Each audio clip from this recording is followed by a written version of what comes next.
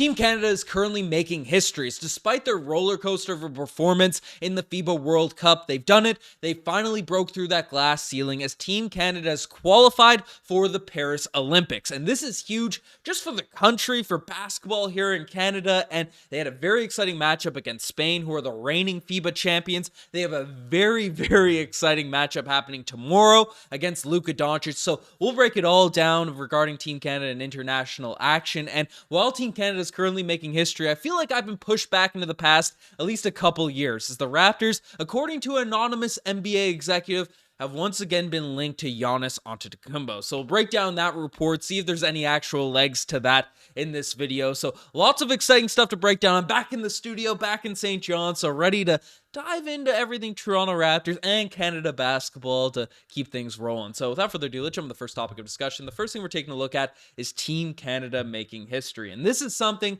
that has me elated, has me just joyful watching this game yesterday that happened. I mean, Team Canada, for people that didn't see it, right? Team Canada has qualified for the Paris 2024 Olympics after a massive win against Spain. And now, Spain is a team, sure, they don't have the star power they might have had a decade ago with Pau Gasol, Marc Gasol, Serge Ibaka was on the squad, former Raptor Jose Calderon was also out there. So, Spain, some people might look at their team now and be like, okay, they're kind of mid. A few Hernan Gomez guys, Aldama, all this sort of stuff. It should be an easy W for Canada. Well, Spain is always a heavyweight out there in international action, and they definitely pressed down on my heart watching this game, as it didn't look good there for Team Canada for a very long while. But nonetheless, Team Canada fought back. They pushed their way into the semifinals of this FIBA action. And man, that was a thriller of a game. And this was just a huge release because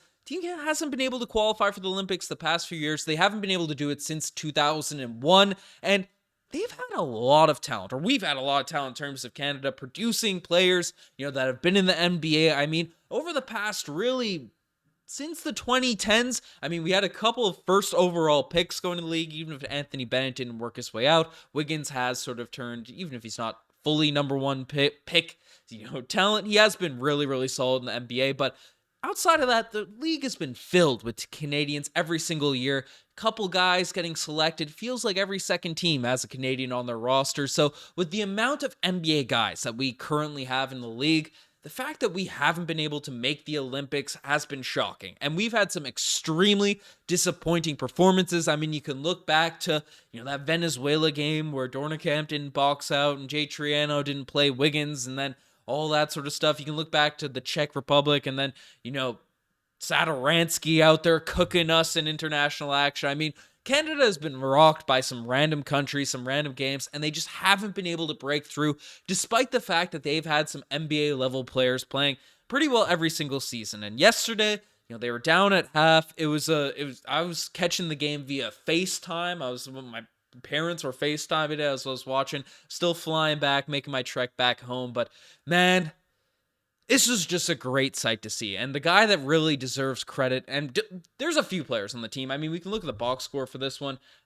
You have to look at it first. Playing 37 minutes, 30 points, 7 assists, 3 steals, 4 rebounds for Shai Gilgeous-Alexander. This entire tournament, he has just been a rock for Team Canada. And looking at it, obviously, Luka Doncic is the best player currently in international action, but I don't think there's any question. I don't think there's any concerns. I don't think there's any debates that Shai Gilgeous-Alexander, with the exception of Luka Doncic, is the best player currently playing in FIBA tournament. It's crazy to see. It's just exciting as a fan of basketball, as a fan of Canada, to know that you have that number one guy. You have a dude that is the best player out there on the court pretty well every game you're going into, except for probably Slovenia. Luka, Obi Toppin came out and said that Shai is a deeper bag than Luka, so take that as you will. I'd still probably give the edge to Luka Doncic, but in most of these games, Shai is just out here hitting middies. He's so shifty. His body controls, the way he explodes, and then just has people unable to stay in front of him. It's a marvel to behold. It's a guy I would love to see on the Toronto Raptors, but the fact that we have him on Team Canada for years to come, it's not like he's getting traded. He's repping Team Canada. It's just as good. So to be rooting for Shai like that, it's exciting to see for this team. And Shout out to Shai Gilgeous-Alexander. Would love to see him on Toronto. But one guy that has been hated. He's getting booed in Toronto when he sort of comes home. And frankly, I don't want any Canadian fans booing this guy anymore, because just even for this one performance, because Dillon Brooks, I mean, 27 minutes, 8 of 12 from the field, 22 points, 5 rebounds, 3 of 3 from the three-point line, and my goodness, a few of those threes, especially late in this game, he threw them up, contested, kind of deep. There was a moment there where Canada's kind of making their run, and it's one of those shots where if you miss it, the other team scores, you're just completely knocked out of it. They were down by 3. Shai, the defense is focusing on him. He throws it to Dillon Brooks on the wing. Dillon Brooks is tightly covered. There's a guy out there kind of in his grill, but that overwhelming confidence, Dillon Brooks, if his confidence is the level of MJ, that's what a lot of Grizzlies fans and just people watching basketball in general, right? He loves to shoot, he believes in himself, and man, it worked out. It worked out in this game. He was drilling shots, he's playing a great defense. This game against Spain, who again, won the FIBA World Cup just 4 years ago, have an elite squad themselves. I mean, Aldama was giving me just heartbreak after heartbreak. Willie Hernan-Gomez was great. Former Raptor. Juancho didn't get much run in this one, but Claver, they have some guys. They have a lot of guys on this Spain roster. I mean, all the credits where credit's due. They gave a heck of a battle for Toronto, or for Spain versus Team Canada, but Dillon Brooks and Shai Gilgeous-Alexander really cooked. RJ Barrett was pretty solid early in this game as well. I thought he cooled off. He's had a very inconsistent tournament. Canada is still plagued by their lack of bigs. Olenek didn't have the greatest night. Powell wasn't there. It was really a carry job by Shai there, and also Dillon Brooks in this game. So, it's great to see Team Canada out here getting some W's, and now they face off 10 a.m. Newfoundland time, so 8:30 Eastern tomorrow in the morning against Slovenia, against Luka. And again, I've said it, Team Canada has had the best player going into each game. Now, it's going to have to be on the rest of the roster. It's going to be a team effort to come out and stop Luka Doncic, who, for Slovenia, right, he's a powerhouse. He's a scoring machine himself. They have some shooters on the team there with him. They have, I don't think Goran Dragic is playing, but Zoran Dragic is, right? Like, we got to come out motivated and get a W there against Slovenia. So tune in. If you got the option, work from home tomorrow morning. That's what I'm doing. I'm throwing on this game in the background while I'm coding it up. So, it's some huge stuff there. Let me know what you guys think about Team Canada's performance. That loss to Brazil against Bruno Caboclo. Bruno Caboclo. It was heartbreaking. It was tough to see, even though we all have a soft spot for Bruno. But nice win. Nice win for Spain. Made the adrenaline, made the excitement even more happy for this win there. And hopefully Canada can make a little push and end up winning this championship. But let me know what you guys think about all of that. But the next topic of discussion, the next thing we're diving into, is the Raptors link to Giannis Antetokumpo by an NBA executive. Now, this is something that's come out a few days ago. I missed a few things, as I mentioned early in this vid. I was bouncing around Europe, and Wi-Fi was just trash in most of the hotels and hostels I was staying at. So didn't get a lot of videos out, but we're back in the swing of things now. And I saw this one. I just wanted to discuss it because the Raptors Digest was sort of the hub, the home, the voice pushing Giannis to the Toronto Raptors in 2021. Not that they were the only people, but we were fairly outspoken. And we were very excited.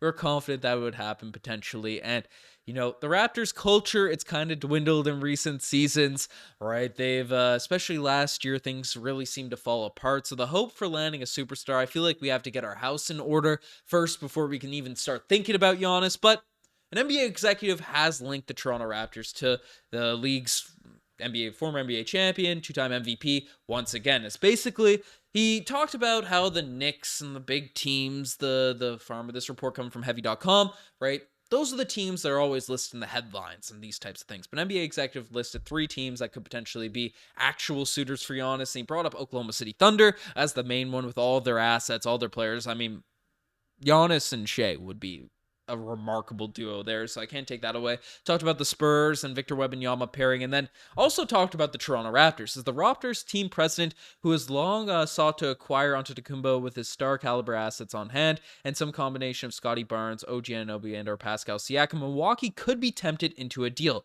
We know that from Kawhi Leonard experience that Ujiri is not afraid to take risks on star players, whether they're committed or not. I think you can't rule out those kinds of teams. Giannis has always carried himself as he's all about winning. Like, that's what matters most to him. He's a little different, I mean, in terms of reputation anyways. If there really is a case, then why wouldn't he want to play for Greg Popovich or alongside Wemby there? If Toronto can give up only one of its guys to bring back Giannis, they would really have something. So basically, this anonymous league executive, this anonymous sort of front office guy is saying that the Spurs and the Raptors should be teams, along with the Oklahoma City Thunder, should be teams that really should be looked at in regards to a potential landing spot for Giannis Antetokumpo, rather than the big name teams like the Knicks, the Heat, etc., right? Because of winning culture and all these types of things. Now, do I buy it? Do I believe it?